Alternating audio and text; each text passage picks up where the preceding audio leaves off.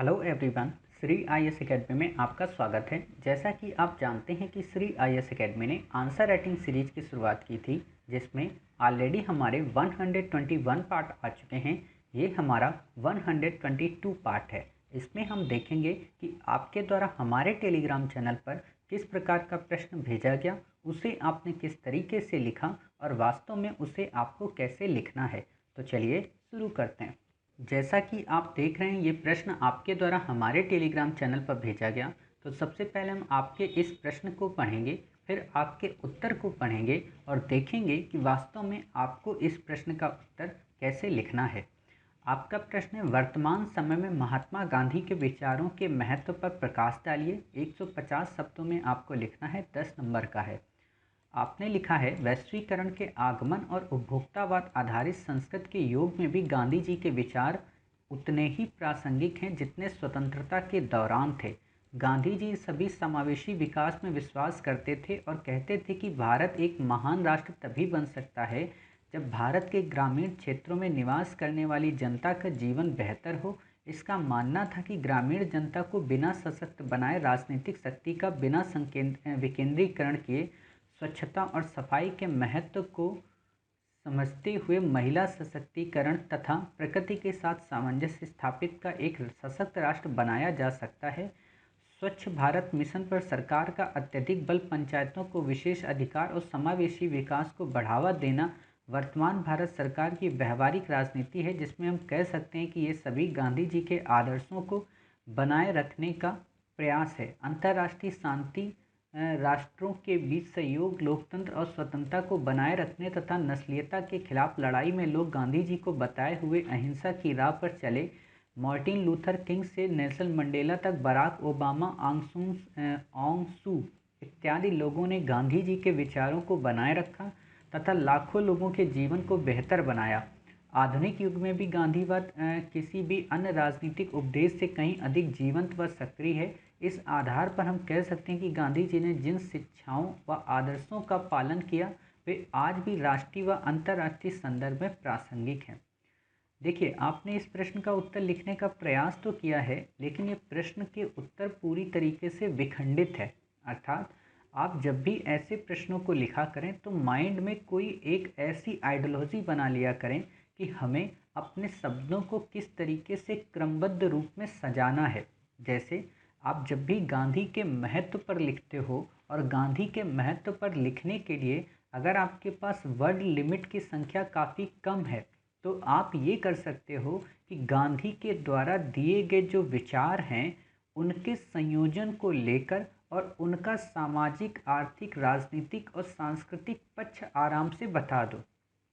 जैसे आपने एक बार सुना होगा, यूपीएससी ने हालांकि एथिक्स के पेपर में प्रश्न पूछा था कि गांधी जी के 7 पापों की चर्चा करें, और अगर आप गांधी के उन 7 पापों को बेस बनाकर वर्तमान युग में उनके विचारों की प्रासंगिकता को लिखने का प्रयत्न करें तो वास्तव में आपकी लेखनी काफ़ी परिष्कृत नजर आएगी।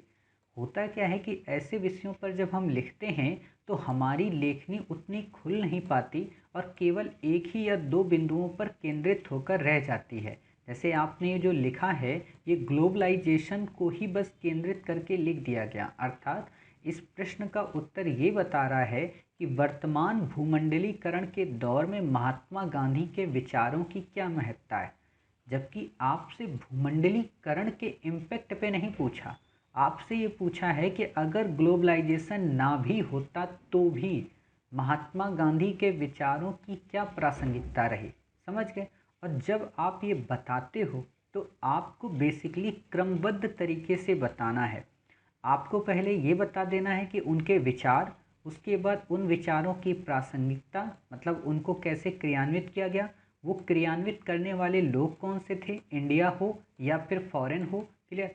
फिर आपको बता देना है कि इंडियन गवर्नमेंट ने इस दिशा में क्या प्रयास किए हैं, और जब इंडियन गवर्नमेंट की आप बता रहे बात होते हो तो आपको इंडियन कॉन्स्टिट्यूशन का जिक्र अवश्य कर देना होता है। क्लियर? तो इससे क्या होता है, और वर्तमान संदर्भ में आप अगर इस प्रश्न को लिख रहे हो तो वर्तमान का मतलब ये बिल्कुल नहीं है कि ये प्रश्न अगर आपसे 2014 या 2017 में पूछा गया है तो आप वहीं की घटनाओं का जिक्र करोगे। वर्तमान का मतलब ये है कि कोरोना के टाइम पीरियड के बाद की घटनाओं का जिक्र करोगे। आप ये बताओगे कि किस प्रकार माननीय श्री नरेंद्र मोदी जी या माननीय श्री देश के प्रधानमंत्री ने कैसे महात्मा गांधी के विजन को फुलफिल करने के लिए आत्मनिर्भर भारत या ग्रामोदय से भारत उदय की संकल्पना को फिर से क्रियान्वित करने का प्रयास किया है, जो गांधी के उस समय के अंतिम से अंतिम जन की प्रेरणा से प्रेरित थे। समझ गए?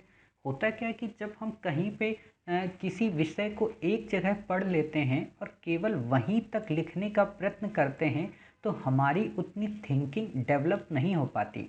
इसीलिए मैं हमेशा कहता हूँ कि आप कहीं से भी कोई कंटेंट लें, कहीं से भी कोई कंटेंट आप लें, लेकिन उस कंटेंट पर एक बार अपनी मौलिकता को ज़रूर उपयोग में लाएं। आप अपने उसमें करंट के एविडेंस को ज़रूर उसमें इनपुट करें। आप उसमें उन सारी घटनाओं को एक बार क्रियान्वित करने का प्रयास करें और ये सोचें कि वास्तव में ये जो उत्तर है ये कितना उचित है और कितना अनुचित है। केवल लेखन करना ही उपयोगी नहीं है, बल्कि जो आप लेखन कर रहे हो उसकी सार्थकता कितनी है ये भी ज़रूरी है। समझ गए? तो आपने जब देखा कि महात्मा गांधी के विचारों की जब बात होती है तो वास्तव में उनके पूरे के पूरे जो विचार हैं वो 7 से 8 लाइनों में क्रमबद्ध रूप से संबद्ध हैं। और अगर आप उन 7 विचारों को अगर समझ गए, अर्थात गांधी के उन 7 पापों को अगर आप समझ गए, तो आप वास्तव में ये समझ जाओगे कि हाँ, गांधी ने क्या बातें कही और गांधी की जो बातें हैं वो कितनी उपयोगी हैं। क्लियर? तो आप ये चीज़ें समझ सकते हो। अब बात आती है आगे चलकर कि जब आप ये बताते हो कि गांधी के जो विचार थे वो कैसे थे और इन विचारों का क्या क्रियान्वयन था और इसको हमें कैसे लिखना है, तो वही चीज़ जो मैं कह रहा हूँ कि आप गांधी जी के 7 पापों का जिक्र करो और उसी के अनुरूप आप ये बता दो कि गांधी जी के विचारों की क्या प्रासंगिकता है। कैसे बताएंगे आप ये बता देंगे कि वो कहते हैं कि सिद्धांतों के बिना राजनीति नहीं होनी चाहिए, अर्थात राजनीति में सिद्धांतों का समावेश होना चाहिए। तो वर्तमान संदर्भ में राजनीति किस अवनति की ओर जा रही है उसके लिए काफ़ी उपयोगी हैं। फिर आप ये बता सकते हो कि परिश्रम के बिना संपत्ति के अर्जन को वो रोकते हैं, अर्थात किस तरीके से लोग कम से कम मेहनत करके या गलत तरीकों से पैसे की प्राप्ति करके अपने आप को समाज में एक को स्टेटस प्रोवाइड करा रहे, जो कि गलत है। आप ये बता सकते हो कि कई बार लोग ऐसे कार्यों में संलिप्त होते हैं आनंद के लिए, जैसे नशे की वस्तुओं के लिए या नशीले पदार्थों के लिए, जो कि उनको क्षणिक तृष्णा या क्षणिक पूर्ति या क्षणिक सुख देने का प्रयत्न करते हैं। जबकि गांधी कहते हैं कि व्यक्ति को क्षणिक सुखों की अपेक्षा अंतरात्मा के सुखों की ओर उन्मुख होना चाहिए, अर्थात वो सुख केवल क्षणिक ना होकर अंतरात्मा में प्रेरित होने चाहिए और उनका एक स्थायित्व वर्जन बॉडी में इनकलकेट होना चाहिए। क्लियर? फिर आप ये बताओगे कि आज लोग अपने ज्ञान की रोशनी से पूरे जगत को नौनिहाल तो कर रहे, किंतु उनके ज्ञान में चारित्रिक प्रवृत्ति की अवनति नजर आती है, अर्थात एक से एक ज्ञानी और एक से एक महान पुरुष आज भी समाज के उन रीति रिवाज, उन परंपराओं और उन नैतिक मूल्यों का अवसान करते नजर आते हैं आए दिन मीडिया और न्यूज़पेपर्स में, जो कि इस बात का प्रमाण हो जाता है कि व्यक्ति को न केवल ज्ञान अर्जित करना चाहिए, न केवल अपने चित्र को मजबूत करना चाहिए, बल्कि उसे अपने चारित्र निर्माण के लिए भी कई सारे कृत संकल्प कार्य करने चाहिए, अर्थात उसके अंदर इथिक्स का समावेशन करना चाहिए। तो ऐसी शिक्षा की ज़रूरत है जिसमें इथिक्स का समावेशन हो। हालांकि इथिक्स को लेकर अब यहाँ पे आपके पास एक काफ़ी अच्छा मौका होता है। आप यहाँ बता सकते हो कि हालांकि भारत सरकार ने उच्च स्तरीय सेवाओं जैसे आईएएस, आईपीएस, आईएफएस में नैतिक शिक्षा को सीखने के प्रावधान को अनिवार्य बनाया है। क्लियर? तो आप ये चीज़ें बता सकते हो।